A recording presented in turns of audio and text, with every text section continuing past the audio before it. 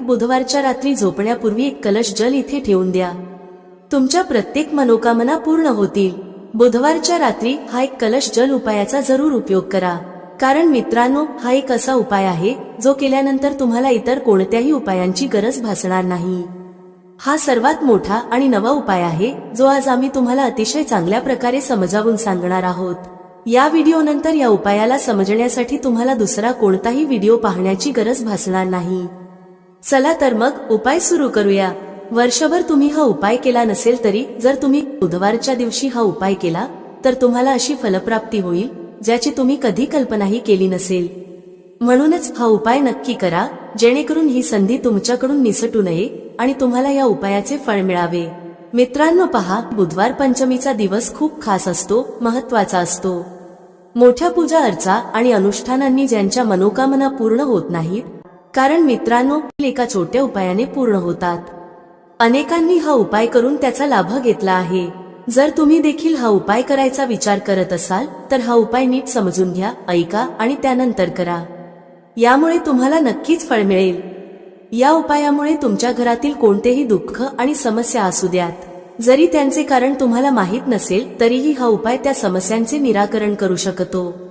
कदाचित पितृदोष किंवा मंगळदोष यांसारख्या गोष्टींमुळे समस्या येत असतील. या दिवशी तुम्हाला एक चिमूटभर हळदीचा उपाय करायचा आहे. हा उपाय विशेष दिवशी केला तर त्या दिवशीचे फळ मिळतेच, पण हळदीचा उपाय केल्यामुळे त्याहून मोठे आणि लवकर फळ मिळते. चला तर मग आता या उपायाबद्दल सविस्तर चर्चा करू. परंतु त्याआधी तुम्हाला हे जाणून घेणे गरजेचे आहे की हा उपाय कोणत्या वेळेला करायचा, कोणी करायचा आणि कसा करायचा. या व्हिडिओमध्ये आम्ही तुम्हाला एक एक करून सर्व सांगणार आहोत. पण त्याआधी जर तुम्ही आमच्या चॅनलवर नवीन असाल तर चॅनलला सबस्क्राईब करा आणि या व्हिडिओला लाईक करून कमेंट बॉक्समध्ये श्री स्वामी समर्थ ओम नमः शिवाय लिहा. मित्रांनो, हा एक कलश जलाचा उपाय बुधवार पंचमीच्या दिवशी कसा करायचा, कोणी करायचा, कोणत्या वेळी करायचा आणि कुठे करायचा, या सर्व प्रश्नांची उत्तर तुम्हाला या व्हिडिओमध्ये मिळतील. जो कोणी हा व्हिडिओ पाहिल त्याने हा उपाय नक्की करावा. चला तर मग या उपायाबद्दल अधिक जाणून घेऊ. पहा, घरातील मोठ्या आई किंवा बहिणींनी हा उपाय केला तर चांगले. तसेच घरातील इतर सदस्यांनाही हा उपाय करता येतो.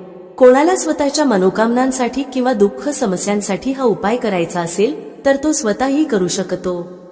तसेच घरातील सुख शांतीसाठी हा उपाय कोणीही करू शकतो, त्यात काहीही अडचणीची गोष्ट नाही. याचा अर्थ असा की हा उपाय प्रत्येक सदस्य करू शकतो.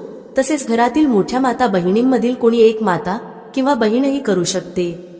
जर माता बहिणी घरात नसतील किंवा त्या हा उपाय करू शकत नसतील तर घरातील मोठा सदस्य, अगदी पुरुषही हा उपाय करू शकतो. यामध्ये काहीही अडचणीची गोष्ट नाही. आता पुढील महत्वाची गोष्ट म्हणजे हा उपाय नक्की कोणत्या वेळी करायचा. सकाळच्या वेळी करायचा की संध्याकाळच्या वेळी.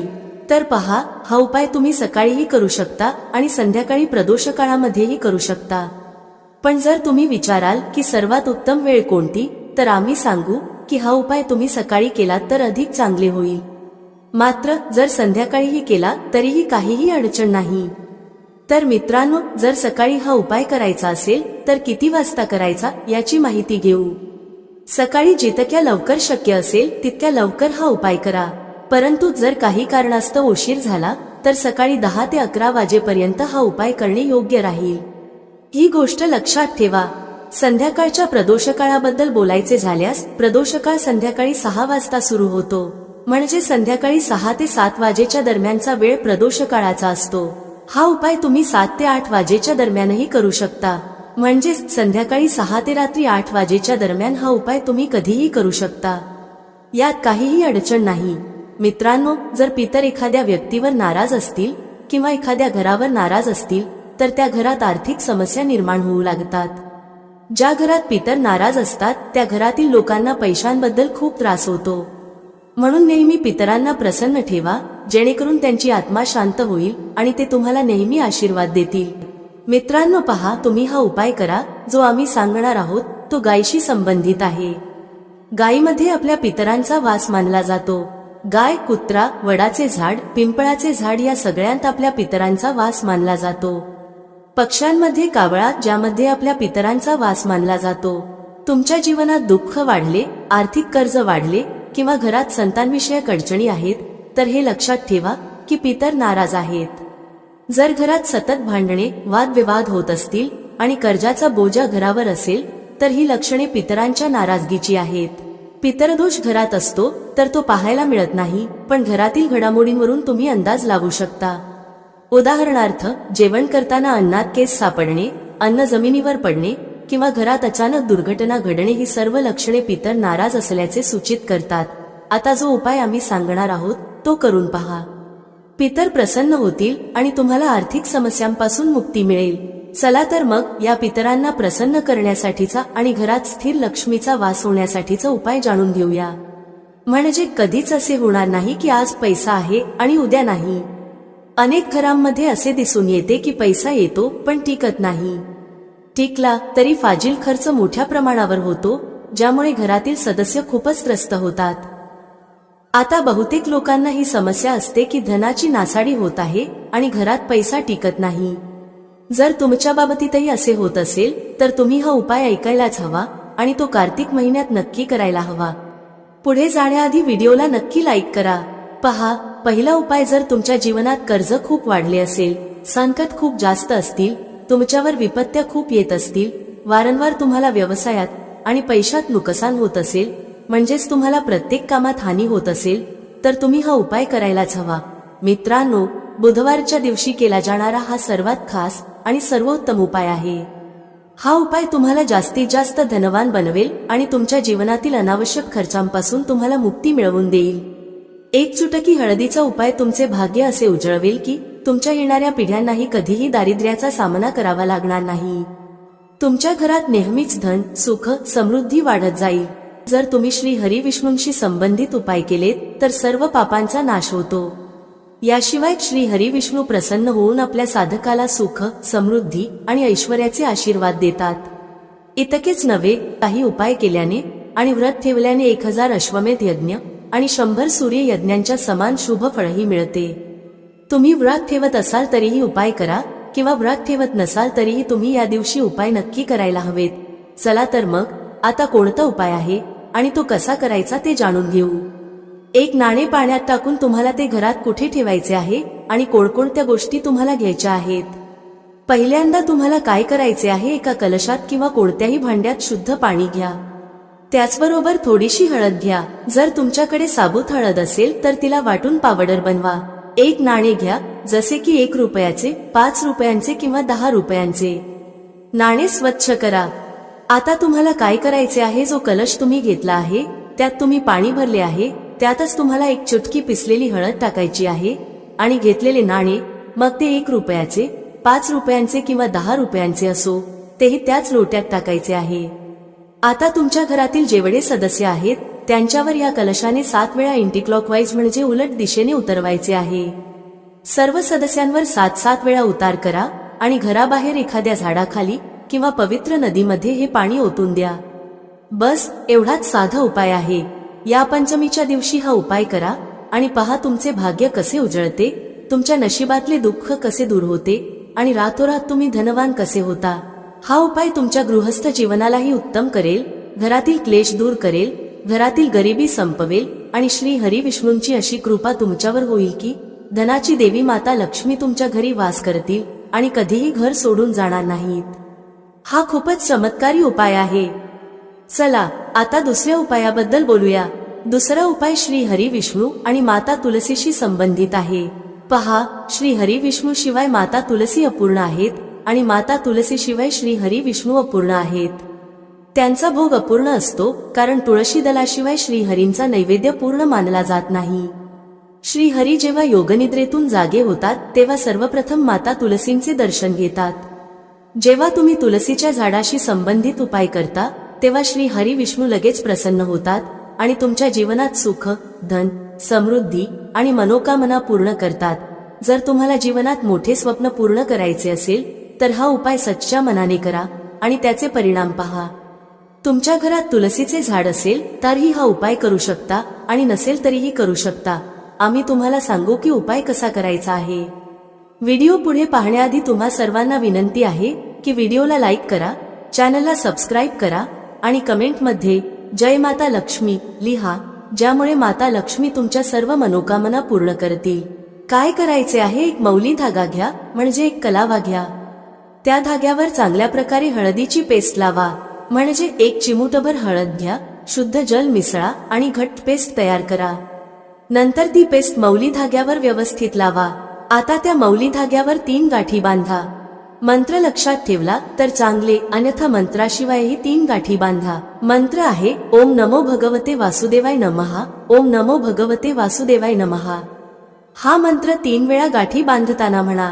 यानंतर हा मौली धागा ज्यावर हळदीचा लेप लावला आहे, तुलसीच्या झाडाला तुमच्या मनोकामना सांगून बांधा.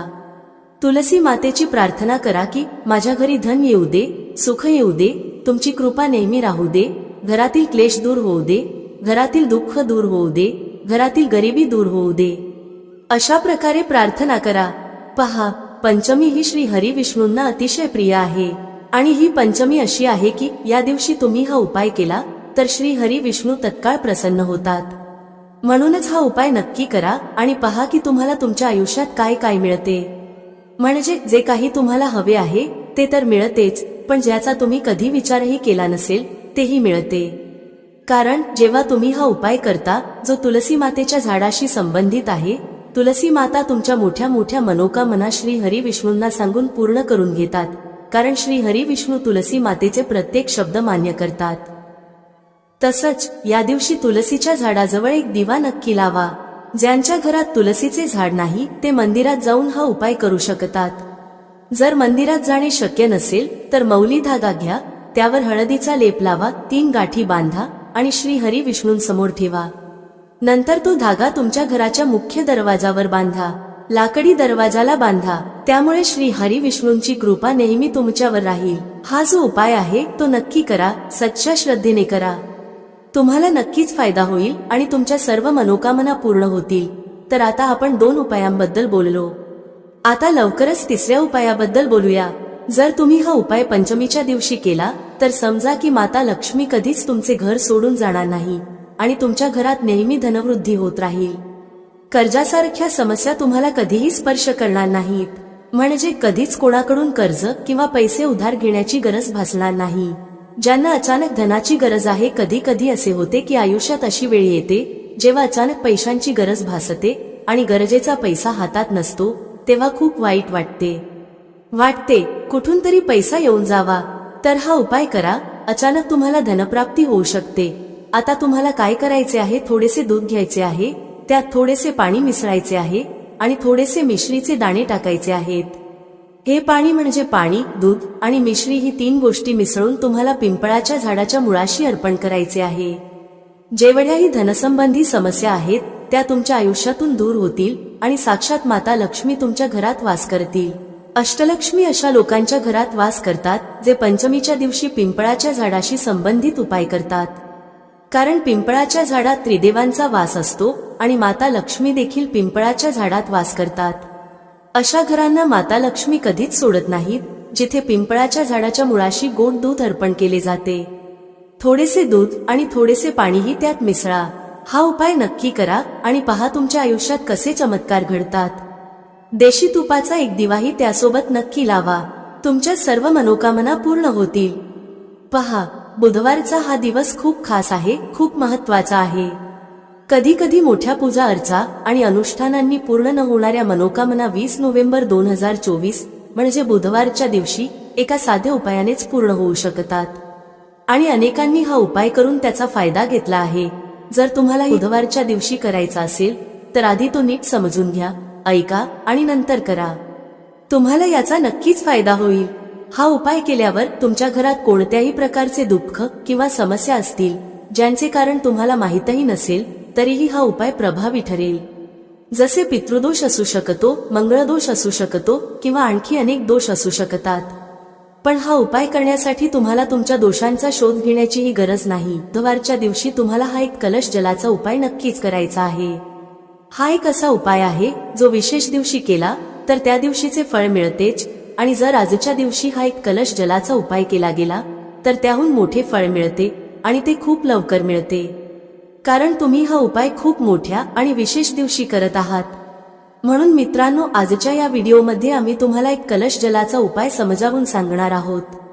हा उपाय केल्याने जर तुमच्या आयुष्यात कोणत्याही प्रकारची मनोकामना असेल, कोणतेही दुःख किंवा समस्या असतील किंवा तुमच्या जीवनात खूप अडचणी असतील, तुम्हाला धनप्राप्ती होत नसेल, पैशांची टंचाई आणि अडचणी सतत येत असतील, तुमचा व्यवसाय किंवा नोकरी व्यवस्थित चालत नसेल, ज्यामुळे घरात आर्थिक समस्या निर्माण होत असतील, घरातील एखादा सदस्य सतत आजारी असेल किंवा घरात भांडणे तंटे होत असतील, तर जेव्हा तुमच्या जीवनात अशी परिस्थिती येते की तुम्हाला एक रुपया खर्च करण्याआधी अनेकदा विचार करावा लागतो आणि तुम्हाला धनप्राप्ती होत नसेल, तर तुम्हाला फक्त आणि फक्त एक कलश जलाचा उपाय बुधवारच्या दिवशी शिवलिंगासमोर करायचा आहे. हा विशेष उपाय तुमच्या या सर्व समस्या फक्त 7 दिवसातच संपवेल. चला तर मग या विशेष उपायांबद्दल जाणून घेऊया. पण त्याआधी माझे जे भाऊ बहीण आज पहिल्यांदा या चॅनलवर आले आहेत किंवा माझा आवाज पहिल्यांदा ऐकत आहेत, जर तुम्हीही महादेवाचे सच्चे भक्त असाल तर व्हिडिओला लाईक करा आणि चॅनलला सबस्क्राईब करा. मित्रांनो, आता हा उपाय कोणी करायचा आहे, तर घरातील जो प्रमुख आणि मोठा सदस्य आहे त्याने हा उपाय करायला हवा. आता तो मोठा सदस्य प्रामुख्याने घरातील माता किंवा बहीण असेल तर ते अधिक चांगले होईल. म्हणजेच घरातील ज्या मोठ्या माता किंवा बहिणींना हा उपाय करायचा आहे त्यांनी तो नक्की करावा, कारण त्यामुळे अधिक फळ मिळेल. पहा, पंचांगानुसार येणारा बुधवार खूप महत्त्वाचा मानला जातो आणि या दिवशी जर तुम्ही तो छोटासा उपाय केला जो आम्ही तुम्हाला या व्हिडिओमध्ये सांगणार आहोत, तर असे समजा की तुमच्या जन्मोजन्मीची गरिबी दूर होईल आणि तुमच्या घरात धन सतत वाढत राहील. बुधवार हा दिवस महत्त्वाचा ठरतो कारण यावेळी बुधवारच्या दिवशी एक विशेष संयोग जुळून आला आहे. आणखी एक गोष्ट म्हणजे याच दिवशी गंगामातेचा पृथ्वीवर आगमन झाला होता आणि भक्तांच्या मनोकामना पूर्ण करण्यासाठी हा दिवस अतिशय शुभ मानला जातो. या दिवशी केलेल्या उपायांनी आणि दानधर्माने व्यक्तीला खूप मोठा लाभ होतो. व्यक्ती आपल्या जीवनात सुख समृद्धीचा आशीर्वाद मिळवतो. आपल्या शास्त्रांमध्येही लिहिले आहे की बुधवारच्या दिवशी केलेले कोणतेही उपाय किंवा पूजा अर्चना खूप प्रभावी ठरते. त्यामुळे तुमच्या जीवनातील गरिबी दूर होते आणि सतत धनवृद्धी होते. तुमच्या पैशात वाढ होते आणि ज्यांना काही खास मनोकामना आहेत ज्या पूर्ण होत नाहीत, त्यांनी त्या मनोकामना पूर्ण करण्यासाठी बुधवारचा दिवस खूपच विशेष आहे. चला तर मग आता आपण एक कलश जलाचा उपाय कसा करायचा, कधी करायचा आणि कशा प्रकारे करायचा हे जाणून घेऊया. हा साधा उपाय जर तुम्ही बुधवारच्या दिवशी केला तर समजा की तुम्हाला कायमस्वरूपी महादेवांची कृपा प्राप्त होईल आणि तुमच्या जीवनातील गरिबी कायमची दूर होईल आणि कधीही परत येणार नाही. पहा, बुधवारच्या दिवशी गंगामातेच्या उपासनेसह भगवान शिवांची उपासना नक्की करायला हवी, कारण भगवान शिवांच्या जटांमधूनच गंगामाई सतत प्रवाहित होत राहतात. जर तुम्ही महादेवांना प्रसन्न केले तर समजा की तुमच्या जीवनातील दुःख आणि कष्ट तुम्हाला कधीही स्पर्श करू शकणार नाहीत.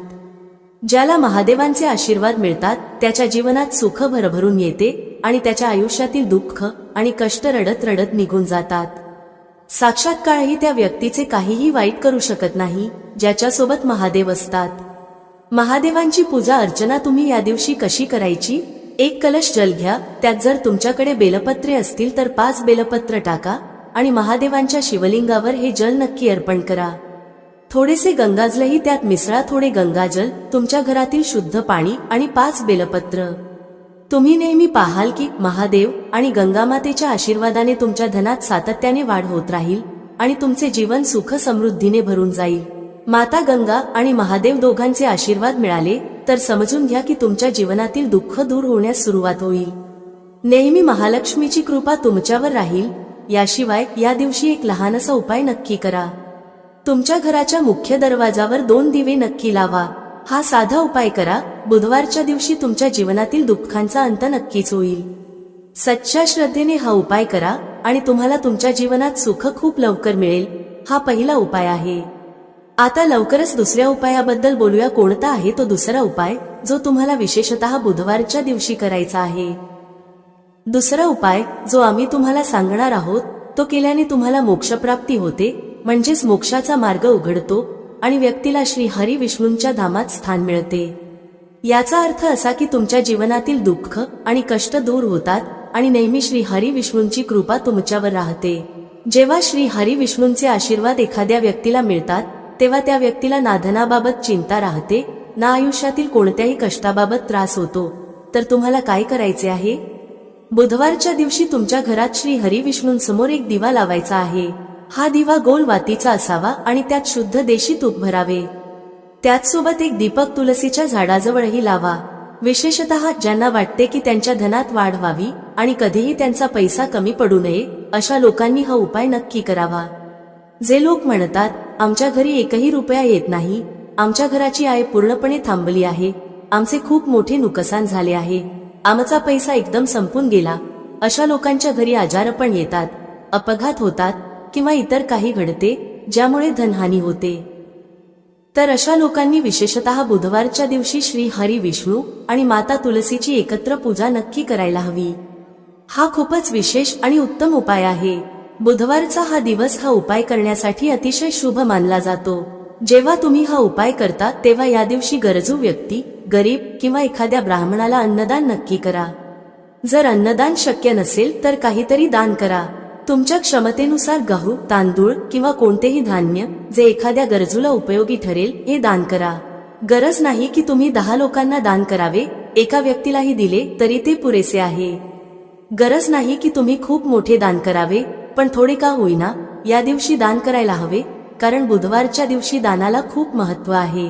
2 उपायांबद्दल चर्चा केली, आता लवकरच तिसऱ्या उपायाबद्दल बोलूया, जो तुम्हाला विशेषतः बुधवारच्या दिवशी करायचा आहे. गंगामाई आपल्यातील प्रत्येकाच्या घराजवळ नसते, पण गंगाजल आपल्याकडे असते. तर पहा, तुम्हाला काय करायचे आहे, थोडेसे गंगाजल घ्या. जर तुमच्याकडे गंगाजलही नसेल तर काय करायचे, तुमच्या घराजवळ जेथे पूजा साहित्य मिळते तिथून गंगाजल आणा. गंगाजलाची 10-15 रुपयांची बाटली मिळते, ती घेऊन या. आता तुम्हाला काय करायचे आहे, थोडेसे गंगाजल घ्या, 1 चिमूटभर काळे तीळ घ्या आणि ते गंगाजलात टाका. नंतर तेच गंगाजल ज्यामध्ये तुम्ही काळे तीळ टाकले आहेत तुमच्या आंघोळीच्या पाण्यात मिसळा. जेव्हा तुम्ही गंगाजल पाण्यात मिसळाल तेव्हा श्री हरी विष्णू आणि माता लक्ष्मी यांचा ध्यान करा आणि हर हर गंगे म्हणा.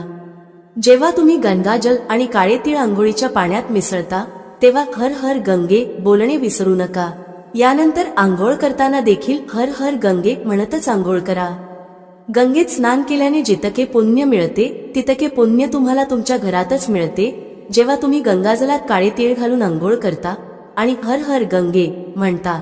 आता त्यांच्याबद्दल बोलूया ज्यांच्या घराजवळ पूजा साहित्याच्या दुकानही नाहीत किंवा गंगाजल आणण्याचा कोणताही पर्याय नाही.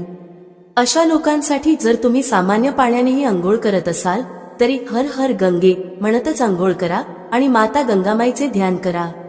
या पद्धतीने आंघोळ केली तरी तुम्हाला उत्तम फळ मिळते, व्यक्तीच्या नकळत झालेल्या चुकांचे प्रायश्चित होते आणि माता गंगामाईचे आशीर्वाद मिळतात. जर तुम्ही हा उपाय अशा प्रकारे केला तर असे समजा की माता गंगामाईच्या आशीर्वादाने तुमच्या जीवनात सुख समृद्धी वाढेल. माता लक्ष्मी आणि श्री हरिविष्णूंच्या कृपेने तुमच्या जीवनात गरिबी आणि दारिद्र्य कधीच परत येणार नाही. तुम्हाला तुमच्या आयुष्यात खूप लवकर धनप्राप्ती होईल. हर हर महादेव कमेंट बॉक्समध्ये लिहायला विसरू नका. चला, सर्वप्रथम आपण या व्हिडिओसाठी तयार केलेल्या 10 उपायांबद्दल बोलू.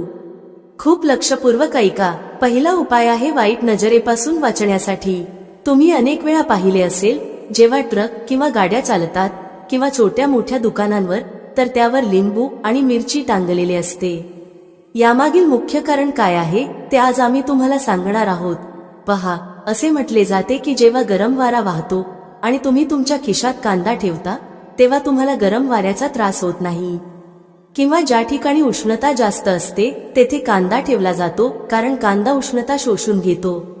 याच्याप्रमाणे जर तुमचा व्यवसाय चांगला चालत असेल आणि कोणी तुमच्या दुकानावर किंवा व्यवसायावर वाईट नजर ठेवली तर असे मानले जाते की नजरेने हिरवे झाडही सुकते. त्यामुळे जो व्यवसाय चांगला चालत असतो तोही वाईट नजरेमुळे थांबतो. म्हणून लोक काय करतात तर त्यांच्या दुकानांमध्ये लिंबू आणि मिरची ठेवतात.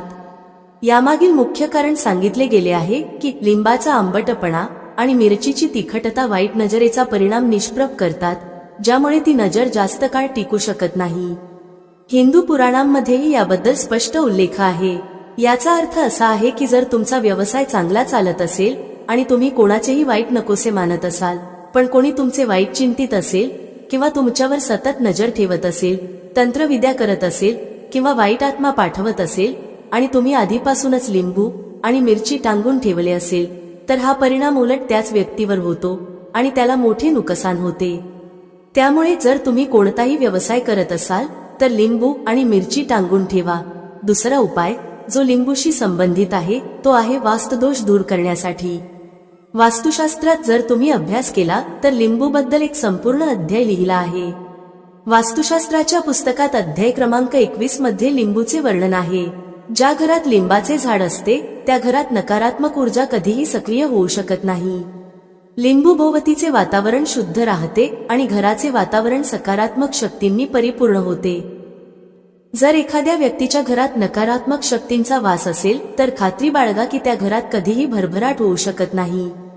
त्या घरातील लोक सतत भांडत राहतात, धनप्राप्तीचे सर्व मार्ग बंद होतात, घराचे खर्च वाढतात आणि त्या व्यक्तीला कर्जाच्या जाळ्यात फसवले जाते. पण जर तुमच्या घरात लिंबाचे झाड असेल तर तुमच्या घरात फक्त सकारात्मक ऊर्जा येईल, घराचे वातावरण खूप चांगले राहील आणि घरातील लोकांमध्ये आपसात सुसंवाद असेल. सोप्या भाषेत सांगायचे तर तुम्ही पाहिले असेल की काही घरांमध्ये नेहमीच भांडणे होतात, घरात कधीच भरभराट होत नाही आणि असे घर कधीच पुढे जात नाही. यासाठी सर्वात मोठा उपाय जो वास्तुदोष दूर करण्यासाठी सांगितला जातो तो म्हणजे लिंबाचे झाड. म्हणजेच जर तुमच्या घरात लिंबाचे झाड असेल मग ते कुंडीत लावा किंवा जमिनीत, तर तुमच्या घरात कधीही नकारात्मक शक्तींचा वास होणार नाही. जर तुम्हाला असे वाटत असेल की तुमच्या घरावर काळ्या जादूचा प्रभाव आहे किंवा तंत्रविद्या झाली आहे आणि तुम्ही घरातील भांडणांमुळे खूप त्रस्त असाल तर ऐका. शक्य असल्यास लिंबाचे झाड लावा. लिंबू एका रात्रीत उगवत नाही, त्यामुळे थोडा वेळ लागेल. जसं जसं लिंबाचा झाड मोठे होईल तसं तसे तुमच्या घरात सकारात्मक ऊर्जा येईल, म्हणजेच माता लक्ष्मीचा वास होईल आणि नकारात्मक शक्तींचा नाश होईल. दुसरा उपाय असा आहे की हिंदू पुराणानुसार तुम्ही तुमच्या घराच्या चारही कोपऱ्यात एक एक लिंबू ठेवा.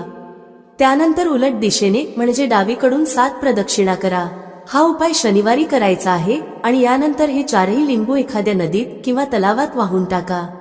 जर तुम्ही हे लिंबू वाहून टाकले तर तुमच्या घरावरील सर्व वाईट परिणाम, वाईट नजर, तंत्रविद्या, वाईट आत्मा, नकारात्मक शक्ती ते सर्व दूर होईल.